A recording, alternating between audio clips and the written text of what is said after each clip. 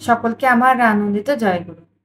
পরম পূজ্যপাদ শ্রী শ্রী আচার্যদেবের আলোচনা থেকে আলোচনা করছি। Philanthropy office. সকাল 11টা। বাইরে জ্যৈষ্ঠের প্রবল দাবদাহ। গাছে ঘেরা ঠাকুর বাংলা।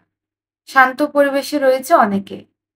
সৎসঙ্গের একদল কর্মীদের জমিজমা সংক্রান্ত নিয়ে নানা উপদেশ দিতে দিতে তিনি হঠাৎ আগত এক কর্মীকে লক্ষ্য করে বললেন, এই আংটিগুলো কি তোমার বউ দিয়েছে?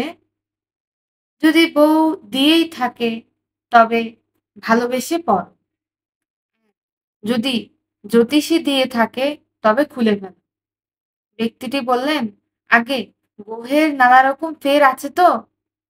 তিনি বললেন, তুমি যা গ্রহণ করো তাই তোমার গ্রহের ফের। বইয়ের উপর সামান্য কথায় হঠাৎ রেগে উঠে তাকে অসম্মান করে বসলে।